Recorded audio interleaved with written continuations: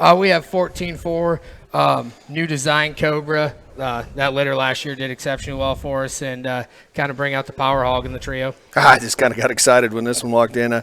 Everybody talks about sometimes these Poland's are kind of fine-haired, frog-haired, I guess is the term everybody tries to throw at you. This one's got a bit of shag to him, and it's a good thing.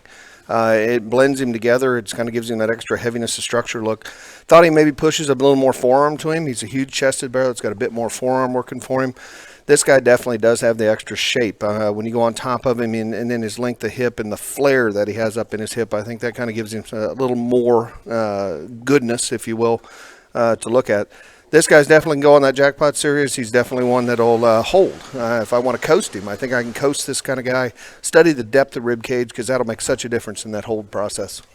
Completely agree with Brian there, and I think this one, he talked about that shag element, and when I was breeding that sow, she wasn't the hairiest one, and I got a hold of my good buddy Crosby Jackman there, and we talked about Poland boars, and I thought new design would kind of inject some hair and inject some bone into him, and he did exactly that as we get into these Polands. Well, it's not just, again, we talk about it, but at the same time, I mean, if this thing was slick, you'd still be dang excited about it. I just threw in a little extra flair there to kind of make the group feel good, but this one definitely should be on your short list. I mean, he's got some neat pieces.